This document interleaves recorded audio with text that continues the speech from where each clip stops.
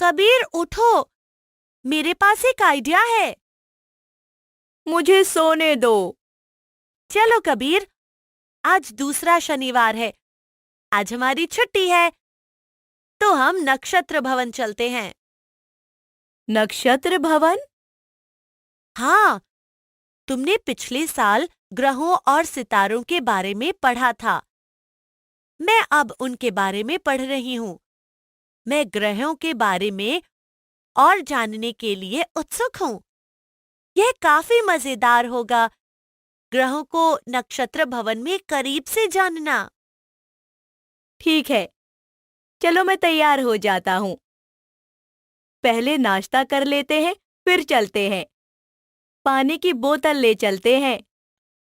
हाँ कबीर भैया, मैं मम्मी से भी चलने के लिए कहती हूँ। हम तारामंडल पहुंच गए। बच्चों, मैं आपको याद दिला दूं, नक्षत्र भवन एक सार्वजनिक स्थान है और यहाँ तेज आवाज में बात नहीं करनी चाहिए। हाँ मम्मी, मैं अपनी किताब निकाल लेती हूँ। आपको पता है, कबीर भैया किताब में सबसे पहले चांद के बारे में बताया गया है। हम उस खंड में चलते हैं जहाँ चंद्रमा के बारे में बताया गया है। चलो चलते हैं। ये कितना सुंदर है! चंद्रमा की यह फोटो बिल्कुल असली लग रही है। सानिया, चंद्रमा को देखकर क्या तुम मुझे बता सकती हो कि यह किस कला में है? मुझे सोचने दो। मुझे लगता है कि यह पहली तिमाही और पूर्णिमा के बीच की कला में है। बिल्कुल सही। हमारी टीचर ने कक्षा में इस बारे में पढ़ाया था। दोस्तों, क्या आप चंद्रमा की और कलाएं बता सकते हैं? इसके लिए आप 2 मिनट का समय ले सकते हैं।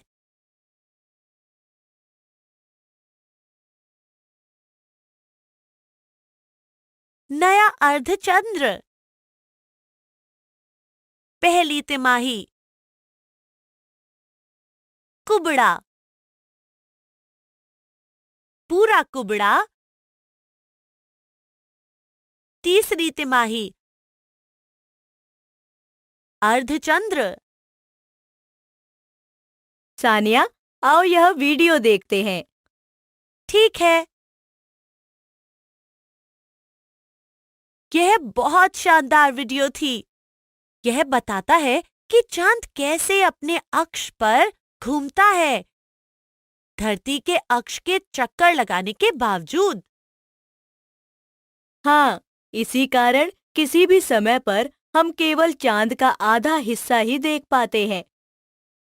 ये भी निर्भर करता है कि चांद धरती के अक्ष पर घूमता हुआ कहाँ है और कितना सूर्य का प्रकाश उसमें से प्रतिबिंबित होता है। तब सिर्फ वही हिस्सा हमें दिखाई देता है।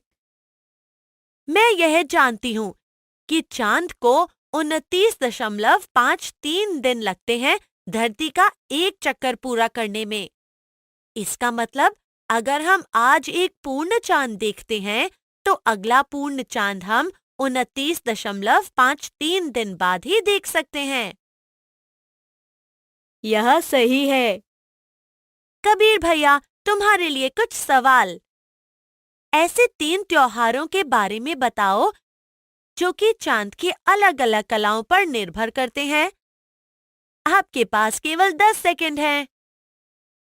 दिवाली, गुरु पूर्णिमा, ईद और बुद्ध पूर्णिमा। कैसा लगा? बहुत अच्छा भैया। यह मजेदार है कि खगोल विज्ञानी और कवि दोनों के चांद को लेकर अलग-अलग विचार हैं। हाँ, कवि चांद के लिए कोमल, खूबसूरत और शांत इस्तेमाल करते हैं, पर हकीकत में चांद की सतह बहुत कठोर और खुरदुरी है। यह सही है सानिया। इस फोटो को देखो। इसमें चांद पर धरती जैसे बड़े-बड़े पहाड़ हैं। और गड्ढे ऐसे प्रतीत होते हैं कि कोई खगोलीय पिंड जैसे उल्का पिंड धूमकेतु चांद की सतह से टकराए हों।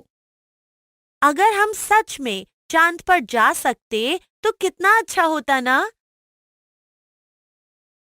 हो सकता है टेस्ला और नासा दोनों पता लगाने की कोशिश कर रहे हैं कि क्या चंद्रमा पर इंसान रह सकते हैं। अगर यह हो सकता है तो हम चांद तक का टिकट खरीद सकते हैं और वहां जा सकते हैं। ये तो बहुत बढ़िया होगा। दोस्तों, क्या आप नासा और टेस्ला के बारे में जानते हैं? राष्ट्रीय वैमानिकी, नेशनल एरोनॉटिक्स और अंतरिक्ष प्रशासन की स्थापना यूनाइटेड स्टेट्स की सरकार द्वारा की गई। इसका मिशन अंतरिक्ष अन्वेषण, वैज्ञानिक खोज और वैमानिकी अनुसंधान को आगे बढ़ाना है। अपने दोस्तों या शिक्षक से पूछें कि टेस्ला ने वैमानिकी के क्षेत्र में क्या किया है। मम्मी, हम तारों के सेक्शन में जा रहे हैं। जब आप चांद के सेक्शन को देख लें तो आप वहां आ जाइएगा। ठीक है। आकाश के तारों में मुझे ध्रुव तारा पसंद है। ज्यादातर लोग उसे उत्तरीय तारा कहते हैं। क्यों? क्योंकि धरती के अक्ष की दिशा सीधे ध्रुव तारे को दर्शाती है। हमारी टीचर ने स्कूल में कहा था कि दिशा सूचक यंत्र के आविष्कार से पहले यात्री और नाविक उत्तरीय तारे को देखकर अपनी यात्रा की दिशा को समझते थे। ये सच है। तुम्हें पता है, अभी उत्तरीय तारे का नाम पोलरिस है। हर 20 से 25 हजार साल में धरती का अक्ष बदलता है तो उत्तरीय तारा भी बदल जाता है। अगले उत्तरीय तारे का नाम वेगा होगा। ये मजेदार तथ्य है। दोस्तों, क्या आप मुझे बता सकते हैं कि खगोलीय पिंड जैसे धरती और तारों की दूरी को कैसे मापा जाता है? इसके लिए आप 2 मिनट का समय ले सकते हैं।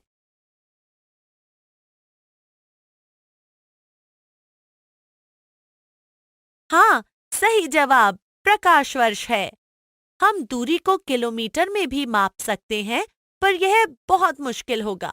इसीलिए प्रकाश जिसकी गति 3 लाख किलोमीटर प्रति सेकंड है, उसको सूरज से पृथ्वी तक आने में 8.3 प्रकाश मिनट लगते हैं। आपको क्या लगता है कितना समय बृहस्पति तक पहुंचने में लगता होगा? अपनी टीचर से इस बारे में पूछिए। सानिया, अब हम उस खंड में चल सकते हैं जहां नक्षत्र के बारे में बात कर रहे थे। हाँ, मैं इस बारे में बहुत उलझन में हूँ। क्या हम मम्मी से इस बारे में पता करें? हाँ, क्यों नहीं।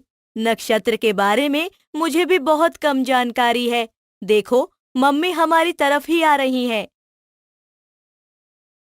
क्या आप नक्षत्र समझने में हमारी मदद करेंगी? हाँ, क्यों नहीं।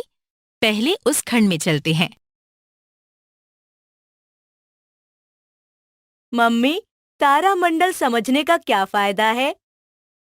200 साल पहले जब घड़ी और पंचांग का आविष्कार नहीं हुआ था, लोग चांद, सूरज और तारों को देखकर समय पता करते थे। अभी भी बहुत सारे किसान इसी तरीके को इस्तेमाल करते हैं, ये जानने के लिए कि बारिश होगी या नहीं। तारों की समझ को आसान बनाने के लिए इन्हें अलग-अलग छवियों से मेल कराया जाने लगा और इसी कारण इसे तारामंडल कहने लगे। यह मजेदार है। उर्सा मेजर को ग्रेट बेयर कहते हैं, पर यह भालू जैसा बिल्कुल नहीं दिखता। पर यह कलछी जैसा दिख रहा है, इसीलिए इसे बिग डिपर भी कहते हैं। तारों के बारे में जानना बहुत समय और धैर्य का काम है।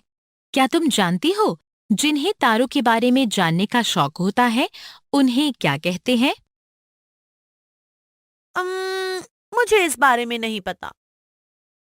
खगोलज्ञ और तारों के अध्ययन को खगोल विज्ञान कहते हैं। बहुत सारी किताबें तारों और तारामंडल के बारे में पढ़ने के लिए मौजूद हैं। मुझे लगता है मुझे भी खगोलज्ञ बनना है। मैं लाइब्रेरी से तारों से संबंधित कुछ किताब लेने जा रही हूँ। ये बहुत अच्छा है सानिया। मुझे बहुत भूख लग रही है। क्या हम कैंटीन से खाना खा लें?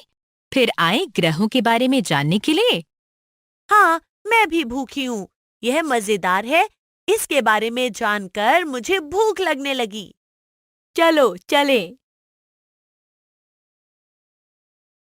आज हमने जाना चंद्रमा पृथ्वी का एक उपग्रह है। ये पृथ्वी के चारों ओर घूमता है, जिसे पूरा होने में लगभग 29.53 दिन लगते हैं। चंद्र चक्र जहां चंद्रमा बदलता रहता है, उसे चंद्र कलाएं कहा जाता है। चंद्रमा की कलाएं इसलिए होती हैं क्योंकि चंद्रमा सूर्य के प्रकाश को प्रतिबिंबित करता है। चंद्रमा पृथ्वी और सूर्य के अक्ष के आधार पर हम केवल चंद्रमा के उस हिस्से को देख सकते हैं। उत्तरीय तारा या ध्रुव तारा वो है जो पृथ्वी के अक्ष के बहुत करीब है। यही कारण है कि अन्य तारे पूर्व से पश्चिम की ओर जाते दिखाई देते हैं, लेकिन उत्तरीय तारा बिल्कुल भी स्थान बदलता प्रतीत नहीं होता। पृथ्वी का उत्तरी तारा पोलारिस है। 20 से 25 हजार वर्षों के बाद जब पृथ्वी की अपनी धुरी थोड़ा लड़खड़ाती है, तो उत्तर तारा भी समय के साथ बदलता रहता है। वेगा अगला उत्तरी तारा होगा।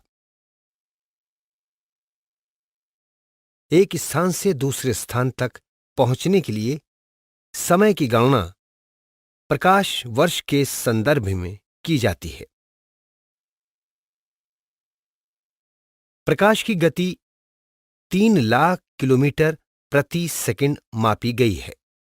सूर्य से पृथ्वी तक प्रकाश पहुंचने में 8.3 प्रकाश मिनट लगते हैं। तारामंडल सितारों का एक संग्रह है जो एक दूसरे से बहुत दूर हो सकते हैं, लेकिन ये एक छवि बनाते हैं। घड़ी और पंचांग के आविष्कार से पहले इंसान इसी का इस्तेमाल मौसम पता करने के लिए करते थे।